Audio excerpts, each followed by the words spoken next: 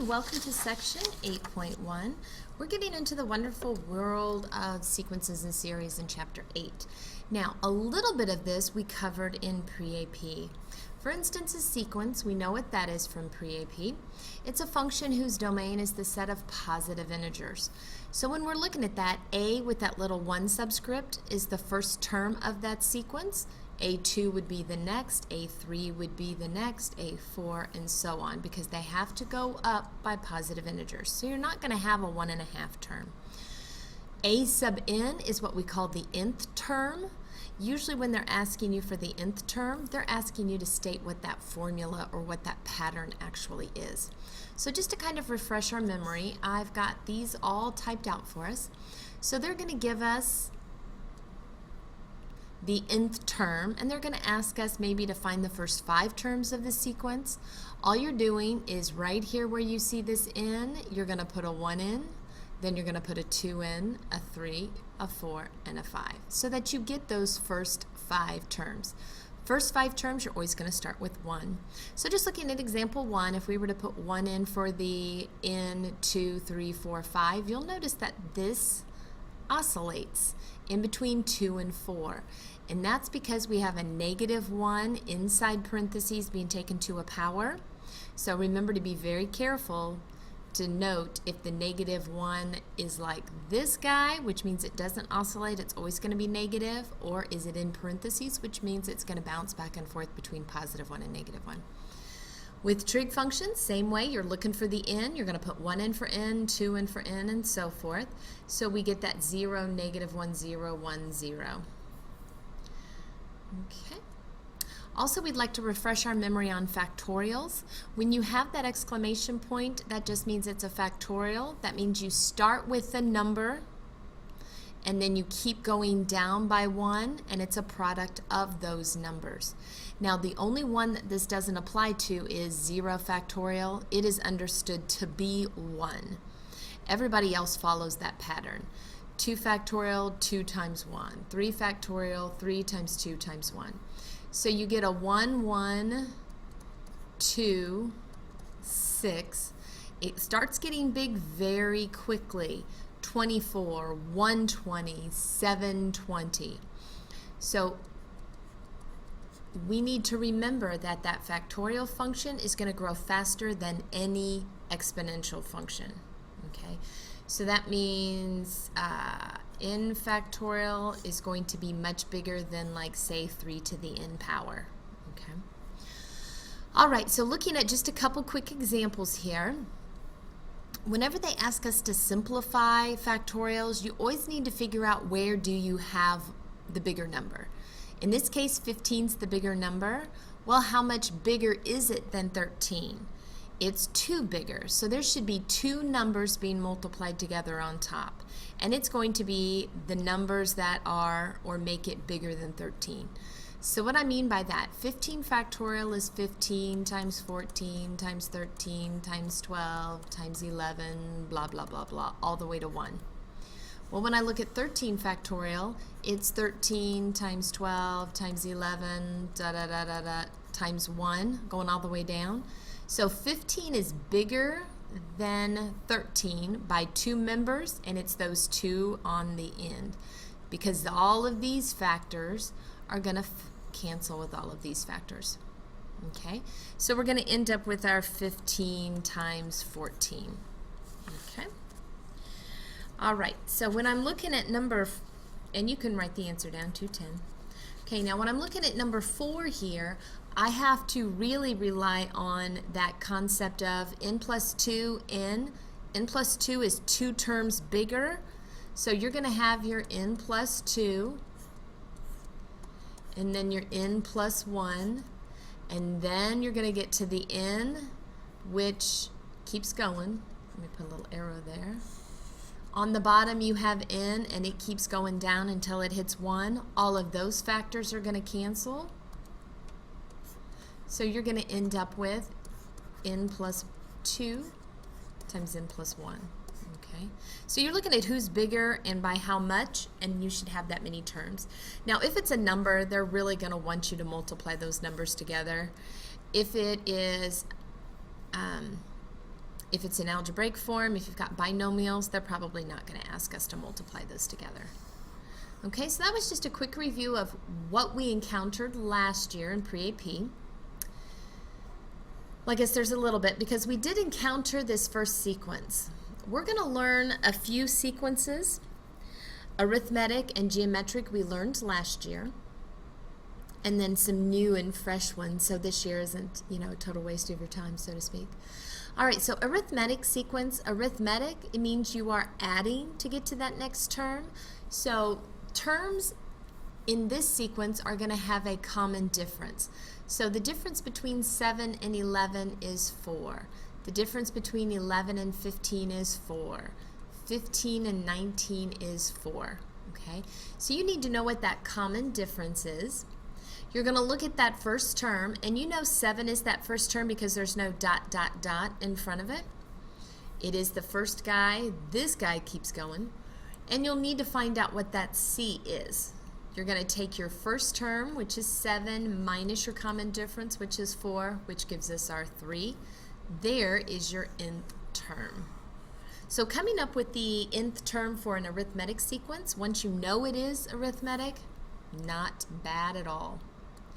So we're going to throw that in with everything else we've ever learned. So we're going to be on the lookout for all kinds of patterns and sequences.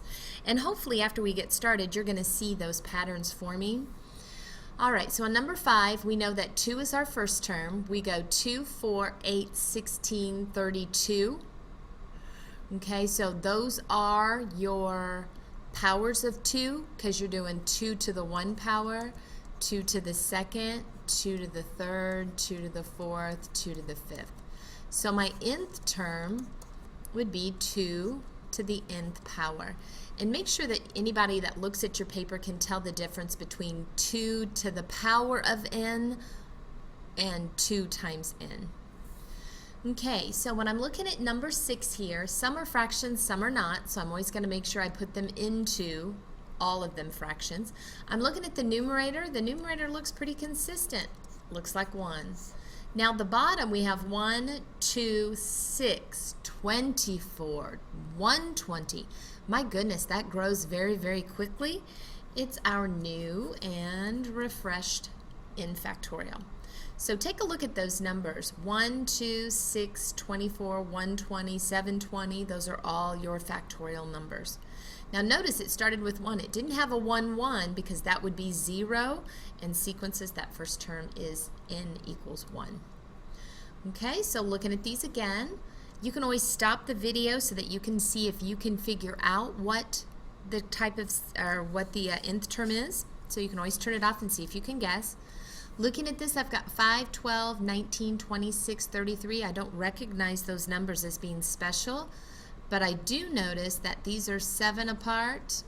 These are 7 apart. Sure enough, this is my arithmetic sequence. D is 7. Okay. My first term, of course, is 5. And so that makes C -2 because it's that first term minus your D, which is 7, so that's -2. So when I write out my nth term, I have Dn plus C. Okay, so there would be my nth term. All right, now when I look at number 8, I see 2 things that catch my eye right off the bat. I noticed everybody has a 1 on top. And I notice it oscillates.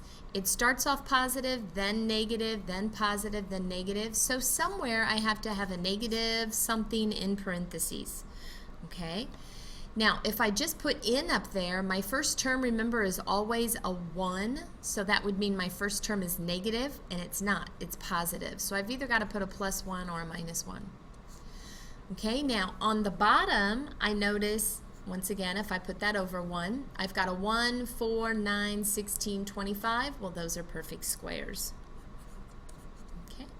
Now, there's more than one way you can write this. For instance, you don't need to put the 1 over n squared times the -1. You can put that all together at the same time. Okay, so either way is going to be perfectly fine for you to write those out. All right, so now we're going to get into a little bit more lingo. Oh, monotonic. Now a monotonic function, monotonic sequence, same thing. It's strictly increasing or strictly decreasing. Okay, so the terms are either non-decreasing or non-increasing, just kind of a fancy way of saying it. Non-decreasing, that means it's not decreasing. So that means your terms all get bigger. Non-increasing, it's not increasing. Same thing. I don't know why they have to word it so difficult, but that just means your terms are getting smaller as you go. Now, definition of a bonded sequence. Okay, you are a bonded sequence if you don't have an upper or a lower bound. Okay, an upper bound is a number that none of your terms get bigger than. Lower bound is the term none of yours gets less than. It can get equal to, but not less than. So when we looked at our first little sequence there, you could quickly see it's going to oscillate in between 4 and 2. So 4 would be that upper bound, 2 would be that lower bound. All right, so now we're getting into the big stuff. We're getting into the calculus. What we really want to know about sequences is, do they converge or do they diverge? Now, converge means that the sequence has a limiting value. It's headed towards a number. Diverge means the sequence does not have a limiting value. And when you're looking at things in the real world, you want to know, is it going to level off and approach a number? Say you're looking at outbreaks of viruses, you want to know if there's a limiting value there. Okay, is it going to continue to get higher and higher, or is it going to slope off and approach a number? All right, so when I'm looking at these, I'm going to look at the limit as n approaches infinity, because we want to know what happens way in the future. What's happening to our money way in the future? What's happening to the population of a city way in the future? We're going to see if it approaches an honest to goodness number or if it does not exist. Now remember, because we're going to be using limits, that means we get to try out our new L'Hopital's rule that we learned in section 7.7. So that's going to make our limits a little bit easier.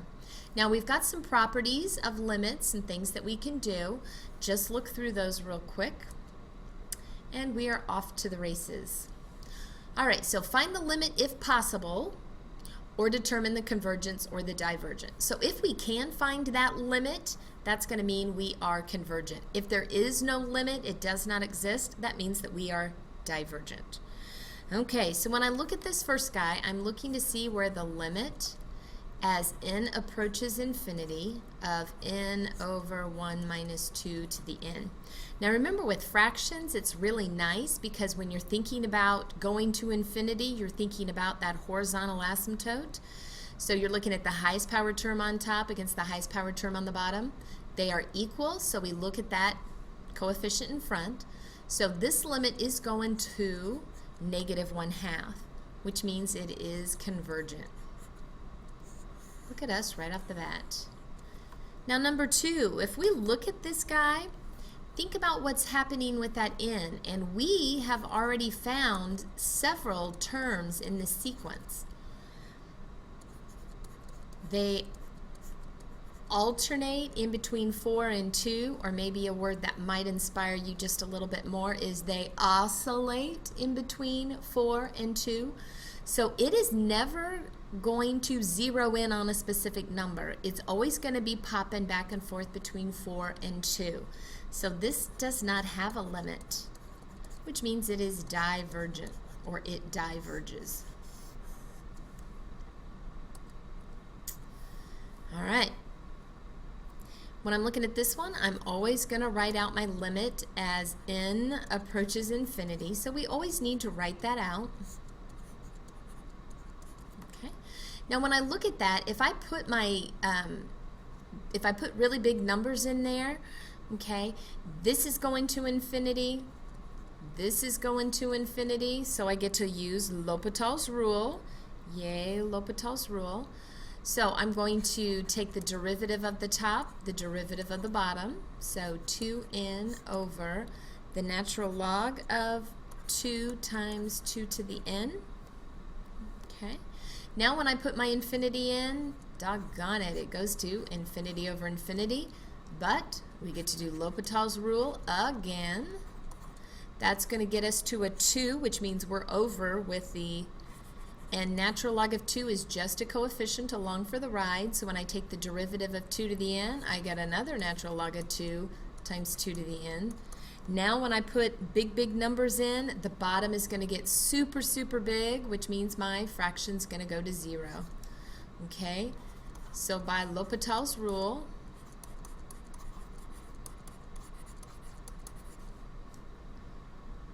a sub n converges, and the limit as n approaches infinity of a sub n equals 0. All right, so we do have to explain to them that we use L'Hopital's rule because we don't want them to think, you know, we don't understand what's going on here. We want to make sure that we do let them know. All right, so I'm finding out if it is convergent or divergent. So I'm looking to see if that limit as n approaches infinity. So once again, I have to write that limit so they know I know what I'm doing.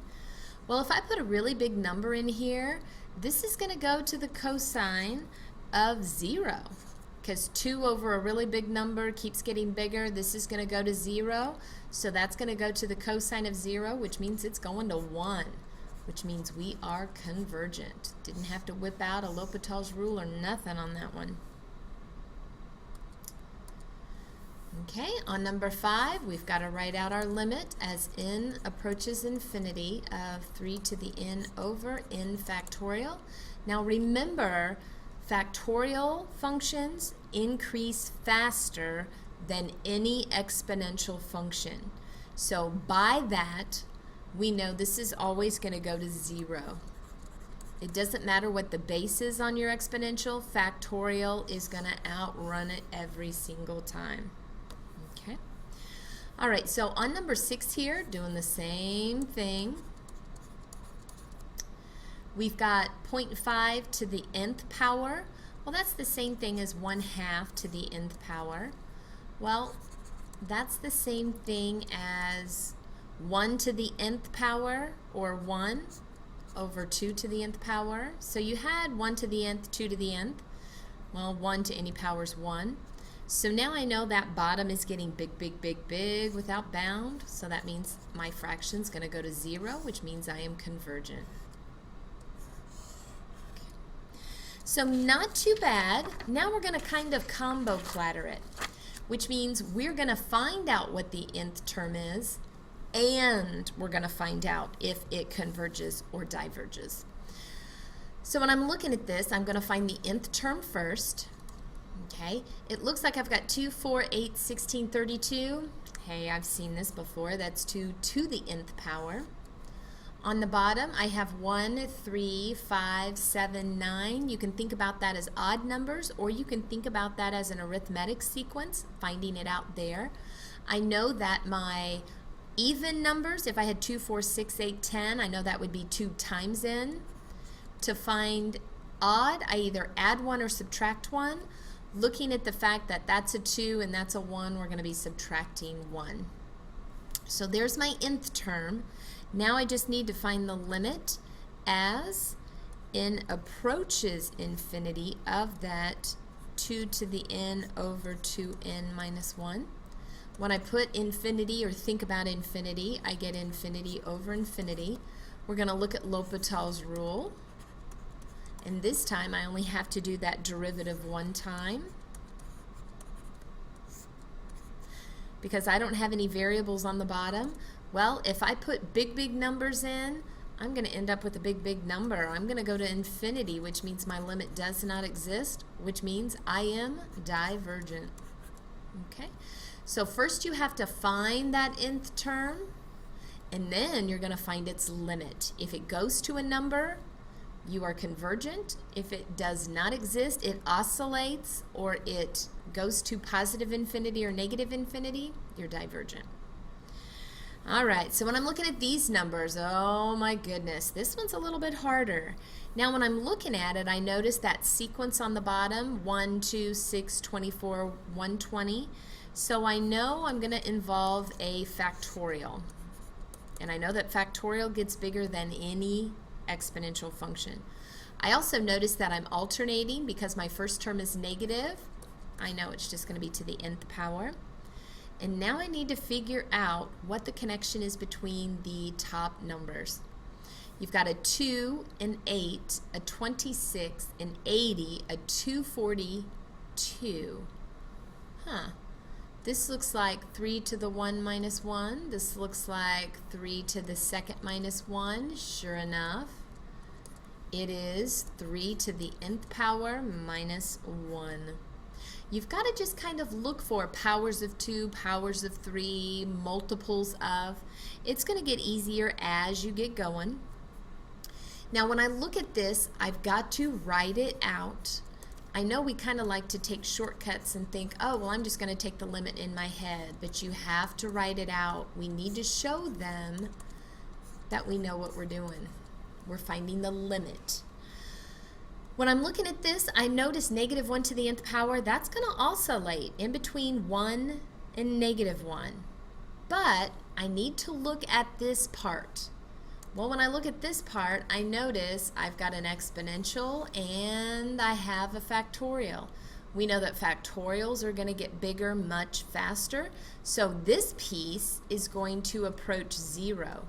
Well, 0 times 1, 0 times negative 1, it's the same value. It's 0. So this one actually converges.